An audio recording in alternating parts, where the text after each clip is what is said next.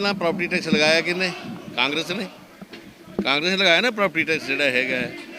आज जिन्नी देर तक भारतीय जनता पार्टी सी टैक्स नहीं लग्या, अज फाइनैंशियल क्रंच इन्ने आ गए है। एक साल लिए इन्होंने कॉरपोरेशन दी सी असीं, एक साल वास्ते यही जिहड़े अज बाहर रौला पा रहे हैं इन्होंने एक साल वास्ते दी सी। एक साल जी कॉरपोरेशन का इहो जिहा बुरा हाल करता कि लोगों को तनख्वाह देने लई पैसे नहीं रहे। अज असीं लड़ाई लड़ रहे हैं, पैसे लेने हैं और पैसे 100% लेके आवांगे। अज तुहानूं लिख के जाके दे रहे हैं। अज आएंगे 2 महीने नूं आएंगे, 3 महीने नूं आएंगे, 200-250 करोड़ रुपया जिहड़ा हैगा अलग लैके आवांगे। असीं कोई प्रॉपर्टी टैक्स लगन दे रहे हैं? असीं तुसीं रोज़ पढ़ते हो, असीं कदे गवर्नर साहब नूं मिल रहे हो, अज चीफ सैकटरी नूं मिल के आए हैं। करना तो उन्होंने ही है ना। ये अज विपक्ष है, इन्हां दा काम है रौला पाना, साडा काम है कलम की ताकत दे नाल काम करना। असीं ये कह रहे कि जो तुहाडा टीचा है उही साडा टीचा है। अगर राजनीति करनी है वो अलग गल हैगी है, ठीक है। इन्होंने रौला पाना, रौला पा के चल जाना, तुहाडे कोल फोटो खिचाई अखबार 'च लग जानी है। करना जिहड़ा हैगा वो बीजेपी नहीं है। इन्नी तुहानूं इंश्योरेंस दिना है कि जिन्ना ये टैक्स लग्या होया ये जब तक हटेगा नहीं जां नॉर्मल रेट ते नहीं आएगा, भारतीय जनता पार्टी चुप करके नहीं बैठेगी। है ही नहीं है, दसो ना। हुण 150 करोड़ रुपया आना है इस महीने है, वो सारा कित्थे चल जाना है? 60 करोड़ रुपया पेंशन वाले दे चल जाना जिथों लए पैसे, बाकी तनख्वाह च निकल जाना। फिर डुंडना बजावांगे दो।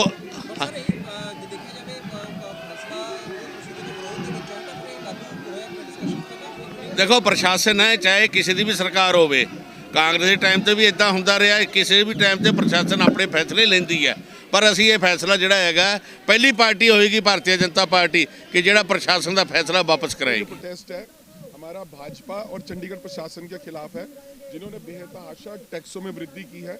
जो चंडीगढ़ में प्रॉपर्टी टैक्स है वो कमर्शियल बिल्डिंग्स जो कि 31,000 के करीब है उन पे 3% था, जिसे बढ़ा के दुगना करके 6% किया गया है। यानी जो व्यक्ति 10,000 टैक्स देता था सालाना, अब उसको 20,000 रुपये देना पड़ेगा। और जो रेजिडेंशियल बिल्डिंग्स है जो 1 लाख से ऊपर है, जो 10,000 टैक्स देता था उसे 3% से बढ़ा के 9% किया, तो 10,000 टैक्स वाले को जो है 30,000 रुपये टैक्स देने पड़ेगा। ये लोगों की जेब पर डाका डालने की तैयारी की है। और बहुत से ऐसे कर्मचारी हैं जिनको नगर निगम ने निकाल दिया फाइनेंशियल क्रंच के नाम पर। चाहिए तो ये था कि मेयर यहाँ से और जितने भाजपा के लोग हैं यहाँ से जाते, और दिल्ली में मोदी सरकार है, इनकी अपनी सरकार है। ये 3 इंजन 4 इंजन की बात करते हैं, अब तो सारे इंजन इनके हैं। सेंटर में सरकार इनकी, होम मिनिस्टर इनके, गवर्नर इनके, एडमिनिस्ट्रेशन इनकी, मेयर इनकी। इसके बावजूद भी अगर ये बनता जो हक है कॉरपोरेशन का, यानी कि 30% जो दिल्ली फाइनेंस कमीशन का वो नहीं ला सकते, यानी 1800 करोड़ जिसकी आवाज़ मनीष तिवारी जी हमारे सांसद चंडीगढ़ उन्होंने भी कल लोकसभा में उठाई थी, उस बनते हक को तो लेके आ नहीं सकते। लोगों पे टैक्सों का बोझ डालने की तैयारी कर रहे हैं, रादर डाल ही दिया है। और लोग जो कर्मचारी बेचारे 7-7, 8-8 साल से काम कर रहे थे, नौकरी तो क्या देनी थी। मोदी साहब का वादा तो था 2 करोड़ नौकरियां देंगे, जो 200-250 यहाँ लगे तो उनको भी निकालने की तैयारी कर दी है, रादर निकाल दिया। सो हम इस सब के खिलाफ जब पूरी बुलंद अपनी आवाज़ करेंगे और हम इसको बर्दाश्त नहीं का जो हमारा ये प्रोटेस्ट है, जो बीजेपी की जन विरोधी नीति और जो जन विरोधी इनकी नीतियां हैं उसके खिलाफ आज हमारा प्रदर्शन है। चंडीगढ़ की जनता पर बीजेपी नाकामी का जो ये ठीकरा है, ये चंडीगढ़ की जनता पर टैक्स लगाकर फोड़ा जाएगा, इसको हम बिल्कुल भी बर्दाश्त नहीं करेंगे। आप देखिए, एक तरफ प्रॉपर्टी टैक्स है उसको 3 गुना बढ़ा दिया गया, दूसरी तरफ जो पानी के सेस है उसको 5% बढ़ा दिया गया, और बिजली का जो सेस है उसको बढ़ा दिया गया। क्या मजाक चल रहा है शहर में? जब चंडीगढ़ की मेयर बनी थी उससे पहले बीजेपी के पार्षद और बीजेपी पार्टी ये कहा करती थी कि अगर हमारा मेयर बनेगा, बीजेपी का मेयर बनेगा, तो चंडीगढ़ को राहत मिलेगी, चंडीगढ़ शहरवासियों को राहत मिलेगी और हम भरपूर फंड लेकर आएंगे और शहर की डेवलपमेंट करेंगे। ये डेवलपमेंट हो रही है। आज 3 महीने हो गए हैं जो मेयर साहबा बीजेपी की मेयर को बने हुए, और एक के बाद एक टैक्स 3 महीने में इतने अनगिनत जो है टैक्स जनता पर थोप दिए गए। ये डेवलपमेंट करेंगे आप? ये शहर की जनता के बारे में सोच रहे हैं? आज इसको लेकर हमारा ये प्रदर्शन हो रहा है।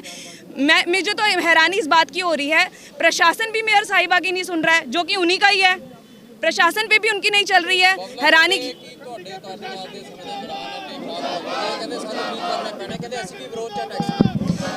मैं वही कह रही हूँ कि एक तरफ मेयर साहिबा ये स्टेटमेंट दे रही है, बबला मैडम ये स्टेटमेंट दे रहे हैं, दूसरी तरफ ये दसो कि मेयर की इजाजत तो बिना क्या एजेंडा हाउस लिया जाता है? जे उहदे खिलाफ सीगे तो इनू लैके क्यों आए?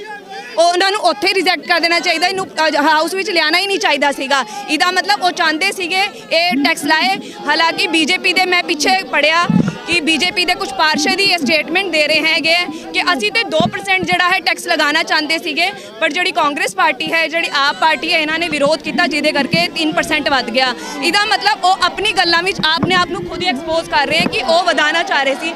2% ਹੀ ਸਹੀ, ਉਹ ਚੰਡੀਗੜ੍ਹ ਦੀ ਜਨਤਾ ਤੇ ਟੈਕਸ ਲਾਉਣਾ ਚਾਹ ਰਹੇ ਸੀਗੇ ਤੇ ਅਸੀਂ ਤੇ ਕੜਾ ਵਿਰੋਧ ਕਰਦੇ ਹਾਂ। ਮੈਡਮ ਨੇ ਜਿਹੜਾ ਹੁਣ ਤੋਹਫਾ ਜਿਹੜਾ ਮੈਡਮ ਜਿਹੜੀ ਫੋਟੋ ਸੈਸ਼ਨ ਜਿਹੜਾ ਮੈਡਮ ਦਾ ਚੱਲਿਆ ਹੋਇਆ ਹੈ, ਮੈਡਮ 3 ਵਾਰ ਗਵਰਨਰ ਸਾਹਿਬ ਕੋਲ ਵੀ ਜਾਏ ਹੈ ਤੇ ਕੀ ਮਿਲਿਆ? ਖਾਲੀ ਹੱਥ। ਦੂਜੀ ਵਾਰ ਮੈਡਮ ਜਿਹੜੇ ਅਮਿਤ ਸ਼ਾਹ ਕੋਲ ਜਾ ਰਹੇ ਹੈ। ਮੈਂ ਤਾਂ ਕਹਿ ਰਹੀ ਹਾਂ ਇਹ ਜਿਹੜਾ ਫੋਟੋ ਸੈਸ਼ਨ ਚੱਲ ਰਿਹਾ ਇਹਨੂੰ ਬੰਦ ਕਰ ਦਿੱਤਾ ਜਾਏ। ਜੇ ਇਹ ਫੋਟੋ ਸੈਸ਼ਨ ਤੇ ਬਾਅਦ ਸਾਨੂੰ ਇਹੋ ਜਿਹੇ ਤੋਹਫੇ ਮਿਲਨੇ ਹੈ, ਤੁਸੀਂ ਦੇਖੋ ਅਮਿਤ ਸ਼ਾਹ ਨੂੰ ਮਿਲ ਕਰ ਆਏ ਤੇ ਕੀ ਤੋਹਫੇ ਲਿਆਏ ਹੈ? Property tax. ਜੇ ਇਹੋ ਜਿਹੇ ਤੁਸੀਂ ਤੋਹਫੇ ਲਿਆਣੇ ਆ ਤੇ ਮੇਅਰ ਸਾਹਿਬਾ ਸਾਡੀ ਰਿਕੁਐਸਟ ਹੈ ਹੱਥ ਜੋੜ ਕੇ ਤੁਸੀਂ ਇਦਾਂ ਦੇ ਜਿਹੜੇ ਫੋਟੋ ਸੈਸ਼ਨ ਇਹਨੂੰ ਬੰਦ ਕਰ ਦਿੱਤਾ ਜਾਏ ਤੇ ਚੰਡੀਗੜ੍ਹ ਦੀ ਜਨਤਾ ਨੂੰ ਮਾਫ ਕੀਤਾ ਜਾਏ।